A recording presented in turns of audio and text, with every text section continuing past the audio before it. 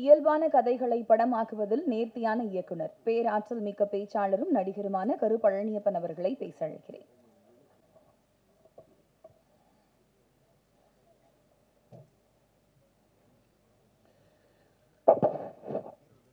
ஊடகத்துறை நண்பர்களுக்கு வணக்கம். 10ஆம் தேதி உயிர் தமிழுக்கு படம் ரிலீஸ் ஆகி அந்த படம் வெற்றி பெற்று அதன் பிறகு பல படம் பண்ணி அதன் பிறகு பல இடத்துல விருது வாங்கி அதன் பிறகு பல ஹீரோக்களுக்கு கதை சொல்லி அதன் பிறகு சாய்வு சித்ராவில் போய் பேச வேண்டிய பேச்சை இன்னைக்கே பேசின ஆதம் பாபாவுக்கு முதல்ல வணக்கம். இந்த அவர் சொன்ன அளவுக்கான அளவிலான படத்தில் கந்தெல்லாம் படம் பார்த்துருக்கேன். இந்த படம் என்ன அளவில் இருக்குன்னு புரியணும்ல. ஏன்னா அமீரை வந்து ஒரு சீரியஸான ஒரு ஃபில்ம் மேக்கராக நமக்கு ஒன்று தெரியும். இப்போ நம்ம ஒரு பாட்டு பார்க்குறோம் உயிர் தமிழுக்குன்னு, இது அமீருக்கான அளவு சட்டையான்னு தெரியலையே அப்படின்னு ஒன்று தோணும்ல. இந்த படத்தை எந்த அளவில் வைக்கிறது அப்படின்னு. இந்த படத்துடைய அளவு என்ன அப்படின்னா, ஆதம் பாபாவுடைய பேச்சை நீங்கள் வந்து சிரிக்க சிரிக்க கேட்டீங்க இல்லையா, அதுதான் இந்த படத்துடைய அளவு. அவர் தான் அந்த படத்துடைய இயக்குனர். இந்த படம் எப்படி இருக்கும்னா அவருடைய பேச்சு போல் இருக்கும். என்ன தோணுதோ அது அப்படியே சொல்வதாக. எனக்கு நல்ல வேளை ஆதம் பாபா பேசி இந்த நிகழ்ச்சியின் இறுக்கத்தை குறைச்சான்னு நினைக்கிறேன். ஏன்னா வரலாறு பூரா நாங்கள் வந்து உயிர் தமிழுக்குன்னு படம் கடைசியில் அது உயிர் அமீருக்குன்னு ஒரு மேடையாயிரும் போல இருக்குது. எல்லோரும் வந்து தண்ணியில் விளக்கமாகவே இருக்குது. அதெல்லாம் எதுக்கு அசரில் எங்கள் அண்ணன், அதெல்லாம் எதுக்கு அசரில் விட்டேங்க அண்ணன், அதெல்லாம் இல்லை, அப்படிலாம் இல்லை, ரொம்ப அசத்துட்டாரு. ஏன்னா சும்மா இருக்க ஒரு ஆளை போட்டு இந்த வேலையை பார்த்தா, அதாவது மாம்பழத்தின் அழகை எல்லோரும் பாராட்டுவர், மாம்பழத்தின் அழகை எல்லோரும் பாராட்டுவர், உள்ளிருந்து குடையும் வண்டின் குடைச்சலை யார் அறிவாருமா. அந்த மாதிரி உள்ளிருந்து குடையும் வண்டின் குடைச்சலை யாரும் அறிய போகிறதில்ல. பார்க்கும்போது என்னையெல்லாம் சொல்லுவாங்க, என்னங்க அப்படியே அமைதியாகவே இருக்கீங்க அப்படின்னு. ஆமாடா, என்னை வெளியேருந்து பார்க்கும்போது வார்த்தை பார்க்குற மாதிரி தான் இருக்கும், அமைதியாக தான் இருக்கும் எல்லாருக்கும், அப்படியே இருந்துக்கிட்டே இருக்கு போல இருக்குது அப்படின்னு. தண்ணிக்கு கீழே பார்த்தாவில் தெரியும். அதுக்கப்புறம் கேமராவை கீழே இறக்கி தப்ப தப்ப தப்ப தப்ப தப்ப தப்ப தப்ப தப்ப கால் அடிக்கிற அடி நமக்கு வார்த்தைக்கு மட்டும் தான் தெரியும். அந்த மாதிரி அதெல்லாம் நடக்கத்தான் செய்யும். இது ஒன்றும் செய்ய முடியாது. எனக்கு வந்து அமீர் அவர்களை வந்து ஒரு நீண்ட காலம்ங்கிறது நான் வந்து 15 வருஷம், அவர் சொல்கிற மாதிரி 40 வருஷம் இல்லை. எனக்கு தெரிஞ்சதுக்கான முதல் காரணம், எனக்கு அமீரின் மேல் பெரிய ஈர்ப்பு ஏற்பட்டதற்கு காரணம், நான் கல்லூரி முடித்து உதவி இயக்குனராக வந்து சேர்ந்த காலகட்டத்தில் 98லேருந்து ஒரு 2002, அந்த ஒரு 5-6 வருஷம் இருக்கு இல்லையா, அந்த காலகட்டத்தில் தமிழ் சினிமாவில் ஒரு இஸ்லாமிய பெயர் வருவதே ஆச்சரியம். எல்லா இஸ்லாமியர்கள் அதிகமாக இருந்திருக்காங்களான்னா சினிமாவில் இருந்திருக்காங்க. ஆனால் அதில் கிட்டத்தட்ட 95 விழுக்காடு பேர் ஏதோ ஒரு பொது பேரில் இருக்கோன்னு நினச்சிக்கிட்டு இஸ்லாம் அல்லாத பேர்லாம் வந்திருக்காங்க. நான் முதல்ல அமீர் பேர் தான் ரொம்ப நாள் கழித்து எம்ஏ காஜாவுக்கு அப்புறம் அமீர்னு நேரடியாக பார்க்குறேன். எனக்கு அது ரொம்ப பிடிச்சிருந்துச்சு. ஒருத்தர் தன் அடையாளத்தை மறைக்காமல் அந்த பேர், எனக்கு வச்ச பேர் அமீர் சுல்தான் தான், நான் அந்த பேரோட தான் வருவேன் அப்படின்னு. ஏன்னா எனக்கு நான் படம் எடுக்கும்போது எல்லாரும் சொன்னாங்க, கருப்புள்ளியம்மன்கிற பேர் கொஞ்சம் பழைய பேராக தெரியுது, வயசான ஆளாக தெரியுது அப்படின்னாங்க. நான் சொன்னேன், இதை விட பழைய பேர் மணிரத்னம், மணி ரொம்ப பழசு, ரத்னம் அதை விட பழசு, எடுத்த படம் தான் பேரை முடிவு பண்ண போகுது. நான் நல்ல படம் எடுத்தா என் பேர் நல்ல பேர் ஆகும், நல்ல படம் எடுக்கலைன்னா என் பேர் நல்ல பேராக இருக்காது. அதனால் பேர் மாத்திர வேலை வச்சுக்காதீங்க, 35 வயசுக்கு அப்புறம் இன்னொரு பேர் கேட்டலாம் திரும்ப முடியாது இனிமேல், அதனால நீ அந்த பேரே வச்சுக்கலாம்னு தயாரிப்பாளர்கிட்ட சொல்லித்தான் என் பேரோட வந்தேன். அப்படி தன் பெயரோடு வந்ததுனால அமீர் எனக்கு வந்து ரொம்ப பிடிக்கும். இன்னொன்று எனக்கு ரொம்ப அமீர்கிட்ட பிடிச்சது, எந்த நேரம் எந்த காலம் எதுவாக இருந்தாலும் நீங்கள் அமீருக்கு ஒரு தொலைபேசியில் கொஞ்சம் கேவலாக ஒரு குரலில் பேசுனீங்கன்னா அடுத்த அரை மணி நேரத்தில் நீங்கள் இருக்க இடத்துல வந்து நிற்பார். என்னவோ ஒரு தேவையில் பேசுகிறான், அவன் என்னன்னு தெரியல, அவன் சொல்லலை அதை, ஆனால் அவன் எதையோ ஒன்று வேண்டான், ஏதோ ஒன்று விரும்புகிறான், நம்ம பக்கத்தில் போயிருந்தால் நல்லா இருக்கும் அப்படின்னு நினச்சி வருவது இருக்கு இல்லையா, அது நான் அவர்கிட்ட கற்றுக்கிட்ட குணம். நான் இன்றைக்கும் ராத்திரி 12 மணிக்கோ 2 மணிக்கோ யாரோ ஒருத்தர் ஃபோன் பண்ணி குரல் லேசாக உடஞ்சிச்சுன்னா பரவாயில்லன்னு எந்திரிச்சு உடனே அவரை பார்க்க போயிடுறேன். ஏன்னா மனித மனம் மிக மிக எளிமையானது, அதே சமயம் அந்த மனம் அவ்வளவு சிக்கலானதும் கூட. அப்போ அந்த சிக்கலான மனம் எப்போ எளிமையானதாக மாறுகிறது எனில், இந்த சிக்கலுக்கு நான் உன்னோடு நிற்கிறேன் என்று இன்னொருவன் வந்து நிற்கும் பொழுது அந்த சிக்கலான மனம் எளிமையானதே ஆகிவிடுகிறது. அப்படி மாபெரும் சிக்கல்களை மிக எளிமையாக்குவதற்கான வழியை நான் அமீரிடம் கற்றுக்கொண்டேன். அதை நான் செய்கிறேன். எனக்கு அதை விட்டு ரொம்ப பிடிச்சிருந்த ஒரு விஷயம், நான் இந்த மேடையில் ஜன்னாதன் இருந்திருந்தா ரொம்ப நிறைவடைஞ்சிருக்குன்னு நினைக்கிறேன். எஸ்பி ஜன்னாதன். காரணம் நானும் அமீரும் ஜன்னாதனும் எந்த நோக்கமும் இல்லாமல் பயணப்பட்டவங்க, எந்த தேவையும் இல்லாமல். வாழ்வு எப்பொழுது அழகாக மாறுகிறது, எவர் உங்களிடம் எதையும் எதிர்பார்க்காமல் இருக்கிறாரோ அவரோடும், எவரிடத்தில் உங்களுக்கு எந்த எதிர்பார்ப்பும் இல்லையோ அவரோடும் இருக்கும் பொழுது அந்த வாழ்வு மிக அழகானதாக மாறுகிறது. எனக்கும் ஜன்னாதனுக்கும் அமீருக்கும் எப்பொழுதும் எந்த எதிர்பார்ப்பும் இருந்ததில்லை, எந்த வேலையிலையும். அதாவது பொதுவாக ஒரு 3 டேரக்டர் சேர்ந்து என்ன செய்வான், 3 பேர் சேர்ந்து ஒரு படம் பண்ணணும், ஒரு ப்ரொடக்ஷன் கம்பெனி ஆரம்பிக்கிறோம், நீ நடிங்கணும், நான் எடுக்கிறேங்கணும், அப்படி எதுவுமே இல்லாமல் சம்பந்தம் இல்லாமல் நாங்கள் எங்கெல்லாம் போயிருக்கோம் அப்படின்னு யோசிச்சு பார்த்தா தெற்கு வடக்கா எந்த தொடர்பும் இல்லாமல் சுற்றியிருக்கோம். முதல்ல கீழடியில் அகழ்வாராய்ச்சி பண்ணி கீழடி என்ற விஷயம் வந்து உலகத்துக்கு தெரியாமல் இருந்து அப்போ தான் ஆரம்பித்த பொழுது நானும் ஜனாவும் அமீரும் கிளம்பி கீழடிக்கு போனோம். கீழடிக்கு போய் நாங்கள் ஒன்றும் பண்ண போகிறதில்ல, அங்கே சும்மா அமர்நாத்தை போய் பார்த்தோம், இப்படி ஒரு விஷயம் நடந்திருக்குங்கிறது எதுக்குன்னு தெரியாது, சும்மா போய் அதில் தெரிஞ்சுக்கோமேன்னு போனோம். அங்கேருந்து ஒரு நாள் வந்து ஜன்னாதன் திடீர்னு வாங்கப்பா வேலூர் போவோம் அப்படின்னாரு. போவோம் அப்படின்னா. ஏன் வேலூருக்கு நானும் கேட்கல, யாரை பார்க்க போகிறோன்னு அமீரும் கேட்கல. அடுத்த நாள் காலையில் ஜனா வண்டி எடுத்துகிட்டு வந்தார். வண்டி எடுத்துகிட்டு வந்ததுக்கப்புறம் தான் தெரியும் எல்லாமே சேர்ந்து அற்புதமாக ஃபோன் பண்ணாங்க, அதனால பேரறிவாளனை பார்க்க போகிறோம் அப்படின்னு. வேலூர் சிறைச்சாலையில் போய் பேரறிவாளனோட ஒரு 3 மணி நேரம் பேசிக்கிறதுக்கு நாள் இருக்குல்ல, எனக்கு இன்றைக்கி நல்லா பசிவாங்க அவருக்கு. பேரறிவாளன் எதிர்பார்க்கல நாங்கள் வரணும்னு. நாங்கள் பேரறிவாளனை போய் பார்த்ததுனால அவருடைய விடுதலையை ஒன்றும் வேகப்படுத்திடல, ஆனால் ஒருத்தரை பார்க்க போகணும்னு தோணுச்சு, வாங்க போவோம்னு. அப்படி தான் கனடா போனோம்.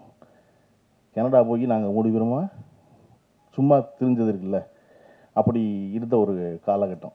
கனடாவிலிருந்து பேரறிவாளன் கீழடியிலிருந்து எந்த நோக்கமும் இல்லாமல் ஊர் சுற்றிக்கிட்டு இருந்தது.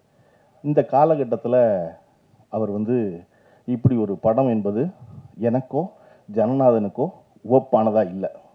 எது உயிர் தமிழுங்கிற படம். இந்த இடத்துல நம்ம என்ன சொல்லணும்னா, நான் வந்து எதையோட யோசித்து பார்த்துக்கிறேன் அப்படின்னா, ரஜினிகாந்த் வந்து ஒரு நட்சத்திரமாக இருந்து, அதாவது நடிகராக பெயர் பெற்று நட்சத்திரமாக மாறி சூப்பர் ஸ்டாரை தொட்ட இடம். தொட்டுக்கிட்டு இருக்கும் பொழுது பஞ்சர்நாசலம் அவர்கள் வந்து ஒரு கதை சொல்கிறார். பஞ்சர்நாஸ் கதை சொன்னது அப்போல்லாம் என்னென்னா ரெகுலராக ரைட்டு, நம்ம மேலே நம்பிக்கை உள்ள ஒருத்தர் கதை சொல்கிறாரு, அந்த கம்பெனி படம் பண்ணுற முடிவு பண்ணியாச்சு, ஒரு வரி கதை கேட்டுக்க போகிறோம் போய் பாங்குறோட சாயந்தரம், அவ்வளோதாங்க இருந்த காலகட்டம் நடிகர்கள். அப்படி இருந்த பொழுது சரி நடிக்கிறேன்னு சொல்லியாச்சு. ரஜினிகாந்த் படம் ஆரம்பிச்சாச்சு. படம் ஆரம்பிச்சு ஒரு 5-6 நாள் படப்பிடிப்பு முடிஞ்சோன்னு ரஜினிகாந்துக்கு தெரியுது, ஆகா நம்மளை வச்சு செய்கிறாங்க, இது வேலைக்கு ஆகாது இந்த படம் அப்படின்ட்டு. ஆனால் அது யார்கிட்ட சொல்கிறது, பஞ்சன் தான் நடிக்க சொல்லியிருக்காரு, அவருடைய தயாரிப்பு. பஞ்சனை கூப்பிட்டு இது வந்து ஒன்றும் தேடுற மாதிரி தெரியல, இது எனக்கான படமாக இல்லை அப்படின்னொன்னே பஞ்சன் வந்து ஏன் அப்படின்னு, இல்லை என்னையை வச்சு இதெல்லாம் எடுத்துக்கிட்டு இருக்கீங்க, இந்த படம் தம்பிக்கு இந்த ஊர், என்னையை வச்சு இந்த படமெல்லாம் இப்படிலாம் எடுத்துக்கிட்டு இருக்கீங்க, மாட்டு வாழை தூக்கி நான் மணி பார்க்குறேன், சாணி வச்சு ராட்டி தட்டுறேன், நீங்கள் ஏதோ காதல் கதை, நீங்கள் மாதவி இருக்காங்க, நீங்கள் அப்பா சண்டே, நீங்கள் அதெல்லாம் ஒன்றும் பெருசாக நிற்கிற மாதிரி தெரியல, நான் தாங்குவேனா இதுக்கெல்லாம் அப்படின்னோடனே பஞ்சனை சொன்னார், ரஜினி எல்லா ஹீரோவுக்கும் 2 சண்டை வைக்கிறோம், அதிகபட்சம் 3 சண்டை, நீ ஆக்ஷன் ஹீரோங்கிறனால உனக்கு 5 சண்டை வைக்கிறோம். இப்போவே 5 சண்டை 1984, இப்போவே 5 சண்டைனா அடுத்த 5 வருஷம் கழிச்சு எத்தனை சண்டை போடுவ நீ, 14 ரீலுக்கு 14 சண்டையா, அதனால காமெடி பண்ணு, அதான் நீ தில்லுமுல்லாம் பண்ணல அப்புறம் என்ன அப்படின்னு. இல்லை அது வந்து அமோல் பல்லக்கர் நடித்து ஏற்கனவே ஹிந்தியில் சக்ஸஸ்ஃபுல்லாக ஓடினது, சாருக்காக பாலச்சந்திரன் சாருக்காக பண்ணது, இது அதுவாகவும் இல்லை இதுவாகவும் இல்லை, ஒரே குழப்பமாக இருக்கே அப்படின்னொன்னே, சரி இந்த படம் ஓடல, என்ன பிரச்சனை ஆகணும், என்ன பிரச்சனை ஒன்றும் ஆகாது அப்படின்னா ரஜினி. யாருக்குப்பா பிரச்சனை, உங்களுக்கு தான் பிரச்சனை, நீங்கள் தான் தயாரிப்பாளர், என்னை வச்சு இது எடுக்கிறேங்கிறீங்க, ரைட்டு நான் நட்டப்பட்டுக்கிறேன், நீ இந்த படத்தை நடி, இந்த படம் ஓடும். ஆனால் இந்த படத்துக்கு அப்புறம் உன்னுடைய கடைசி படம்னு ஒன்று இருக்கும்ல, அது வரைக்கும் உன்னால் காமெடியை விடவே முடியாது, நீ 15 நிமிஷம் காமெடி பண்ணிட்டு தான் அடுத்த வேலை செய்கிற மாதிரி ஆகிடும், அதனால நீ இதை நடி அப்படின்னு பஞ்சர்நாசலுடைய கட்டாயத்தின் பேரில் ரஜினிகாந்த் நடித்த படம் தான் தம்பிக்கு இந்த ஊர். அது பஞ்சர்நாசலம் என்கிற கதாசிரியர் என்கிற இயக்குனர் என்ன நம்பினாரோ அது அப்படியே திரையில் நடந்தது. அது வரையும் ரஜினிகாந்த் அப்படி ஒரு காமெடி பண்ணி ஸ்லாப்ஸ்டிக் காமெடி பண்ணி பார்த்ததில்லை. இன்னைக்கு வரையும் காமெடியன் மாறலாம், இல்லாமல் போகலாம், ஆனால் ரஜினிகாந்த் 15 நிமிஷம் காமெடி பண்ணி தான் வர்றாரு. அப்போ ரஜினிகாந்த் என்பவர் பஞ்சர்நாசலம் மேல் வைத்திருந்த நம்பிக்கை, பஞ்சர்நாசலத்துக்கு ரஜினிகாந்தை பற்றி இருந்த புரிதல், அதுதான் அந்த படத்துக்கு காரணம் அமையுது. இந்த உயிர் தமிழுக்கு அமைந்த காரணம் ஆதம் பாபாவுக்கு தான் நன்றி சொல்லணும். அவர் தான் முதல்ல இருந்து இல்லை இதுதான் அளவு சட்டை, இது போதும், நீங்கள் சீரியஸாக பண்ணுறதெல்லாம் அப்புறம் போய் பண்ணிக்கோங்க உங்கள் படத்தில், இதில் வேண்டாம், இது இவ்வளவு போதும் சொல்லுவது இருக்கு இல்லையா, அது வந்து எப்பொழுதும் எல்லாராலும் ரசிக்கப்படும் வெகுஜனத்தால் அப்படின்னு நம்பினார் ஆதம் பாபா. ஆதம் பாபா தான் இந்த படத்தை விடாமல் நடத்தி கொண்டு வந்து சேர்த்தது. அதனால ஆதம் பாபா இதில் பாராட்டுக்குரியவர். கொஞ்சம் கூடுதலாக பேசிட்டனோ அப்படின்னு அவரே கேட்டு உணர்ந்திருக்கார் அவர், அது தெரிஞ்சிருக்கு. அதனால வந்து இது வந்து லைவ் மீடியா போனதால் எடிட் பண்ண முடியல, படமாக இருக்கிறதுனால திரும்ப திரும்ப பார்த்து எது கூடுதலாக இருக்குன்னு தெரிஞ்சு எடிட் பண்ணி ஒரு அளவான அழகான ரொம்ப அதாவது தன்னை போல ஒரு படம்பாங்களா, அது பாட்டு இயல்பாக ஓடி முடிகிற ஒரு படமா, அப்படி ஒரு படம். கதாநாயகி மிக அழகான ஒரு கதாநாயகி. எனக்கு இன்னைக்கு ரொம்ப நாள் கழித்து நான் படத்தில் பார்த்துக்கிறேன், நேரில் பார்க்குறேன். ஒரு ஒப்பனைகள் இல்லாமல் இவ்வளவு இயல்போடு ஒரு கதாநாயகி தமிழுக்கு மீண்டும் வந்திருப்பது என்பது பெரிய மகிழ்ச்சி இல்லையா? அவர் ஆதம்பாவை சொன்னது ரொம்ப உண்மை. ரொம்ப இயல்புத்தன்மையோடு ஒருத்தர் இருக்கணும்ல ஒரு மேடையில். அப்படிங்கும்போது அப்படி ஒரு கதாநாயகி, அதுபோல் மிச்ச நடித்த நடிகர்கள் எல்லாரும் அவ்வளவு சிறப்பாக இருந்தது என்பது. இதில் இந்த படம் ரொம்ப பாபாவுக்கு, ஆதம்பாவாவுக்கு ரொம்ப முக்கியமான ஒரு படமாக அவரே சொன்னார். ஒன்றுமே பண்ண விட மாட்டேங்கிறாங்க எங்களை அப்படின்னு. அதெல்லாம் அப்படித்தான் எல்லா காலகட்டத்தில் எல்லாரும் அதை செஞ்சுட்டே இருப்பாங்க. நீங்கள் இந்த படம் வெற்றிகரமாக ஓடி அடுத்த படத்துக்கு மட்டும் உங்களை வாங்க வாங்கன்னு கூப்பிடுவாங்கல்ல, அவ்வளோதான். அன்றைக்கி ஒரு புது எதிரி இருப்பான், அவ்வளோதான். எதிரி மாறிக்கிட்டே இருப்பானே ஒழிய, வேண்டாம்னு நினைக்கிறவங்க மாறிக்கிட்டே இருப்பான ஒழிய, வேணும்னு நினைக்கிறவங்க மாறிக்கிட்டே இருப்பான ஒழிய, அது ஒன்று நடந்துக்கிட்டே தான் இருக்கும் இல்லையா? இன்றைக்கி நீ வந்து சாதாரணமாக 1000 ரூபா சம்பாதிக்கிற ஒருத்தனுக்கு 100 ரூபா பிரச்சனை சரியா? நீங்கள் வரும்போதே ஆஃபீஸ் போட்டு வந்தவர் அசிஸ்டன்ட் முடியலன்னு டேரக்டர் வர்றீங்க, அவ்வளோதான். லட்ச ரூபா சம்பாதிக்கிறவனுக்கு 10,000 ரூபா பிரச்சனை, கோடி ரூபா சம்பாதிக்கிறவனுக்கு லட்ச ரூபா பிரச்சனை, 100 கோடி ரூபா வச்சுருவனுக்கு 10 கோடி ரூபா பிரச்சனை அதே தான். அது மாறிக்கிட்டே தான் இருக்க போகுது. நீங்கள் வந்து எனக்கு காசி ஆனந்தனுடைய கதை, காசி ஆனந்தன் கதைகள் ஒரு புத்தகம் இருக்கும், எனக்கு அது ரொம்ப பிடிக்கும். நான் அடிக்கடி வந்து பிறற்ற புத்தகங்களில் அது ஒரு புத்தகம். அது வந்து காலையில் வந்து சூரியன் உதிக்கும், சூரியன் உதிச்சா சேவல் கூவும், சேவல் கூவுனா சூரியன் மகிழ்ந்து தன்னுடைய வருகையை சேவல் வரவேற்குது அப்படின்னு நினச்சாக்க மகிழும். மாலை மங்கும், மேற்கு நோக்கி சூரியன் கவிழும், ஆனால் கூவுறதுக்கு சேவல் வராது. மனம் நொந்து சூரியன் சொல்லும், எழும்போது வருகிறவனெல்லாம் விழும்போது வருவதில்லை அப்படிங்க. அப்படி அந்த புத்தகம் பூரா 2 வரி தான் எழுதியிருப்பார் காசியானந்தன். ஒரு 4 வரி கதை, 2 வரி அவ்வளோதான் இருக்கும் அதில். அது நண்டு கடற்கரையில் ஓடிக்கிட்டே இருக்கும், ஓடுனா பின்னாடி நண்டின் கால் தடம் தெரியும், அந்த கால் தடத்தை தெரிவதற்குள் அலை வந்து அழிக்கும். நண்டுக்கு பெரிய கோவம் இருக்கும் அலையை பார்த்து, அது என்னோட அடையாளம் இல்லையா, அதை நான் விட்டு வர்றேன், அதுக்குள்ளே இது வந்து என்னை அழிக்குதே அப்படின்னா கொஞ்ச நேரம் கழித்து நண்டு பிடிக்க நரி வரும், நரி வந்து நண்டின் கால் தடம் தேடுனா எங்கேயுமே இருக்காது, அலை அழிச்சிருக்கும் போது காசியானந்தன் கடைசியில் முடிப்பார், முன்பே காப்பான் அன்பே நட்பு அப்படின்னு. மீனுக்கு வந்து ஒரு குளத்துல தாமரை மலர்ந்து நிற்கும், மீனுக்கு ரொம்ப கோபமாக இருக்கும், குத்தி கிழிச்சவன் தாமரைன்னு தோணும். வந்த வண்டு கேட்கும், ஏன் தாமரை மேலே இவ்வளோ கோவப்படுறாரு? இல்லை, இந்த தாமரையை தண்ணீர் தான் தாங்குது, ஆனால் அந்த தண்ணீர் மேலே விழுந்தால் உடனே தாமரை உருட்டி விட்டுறது வெளியே இல்லையா, என்னது இப்படி இருக்கு அப்படின்னு சொன்னோன்னே அந்த மீனின் காதில் போய் வண்டு சொல்லும், தன்னை தாங்கும் தண்ணீரை தாங்காது தாமரை, தன்னை தாங்கும் தண்ணீரை தாங்காது தாமரை. எப்பொழுதும் தாமரையை நிலச்சிருக்க வைக்க நினைச்சா தாமரை அவனை எல்லாம் புழைக்க வைக்காது. இது நான் சொல்லல, காசி ஆனந்தன் சொன்னாரு. அதை போல இந்த படம் மிக இயல்பாக இன்றைய அரசியலை பேசுகிறது. இது ஒரு 4 வருஷமா எடுத்த படம், 3.5 வருஷம் ஆச்சு. 3 வருஷமா எடுத்த படம் சொல்றதுக்கு இல்லையா? இந்த படம் இன்னைக்கும் மிக சரியாக இருப்பதற்கான காரணம் நம்ம அரசியல் சூழல் மாறவே இல்லை.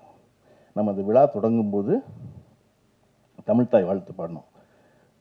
தமிழ்த்தாய் வாழ்த்துல ரொம்ப முக்கியமான, நான் ரொம்ப ரசிக்கிற, ஒவ்வொரு தடவையும் நான் வாய் விட்டு பாட நினைப்பதற்கான காரணம் அதனுடைய கடைசி வரி, உன் சீரிழமை திறம் வியந்து செயல் மறந்து வாழ்த்துதுவேன்.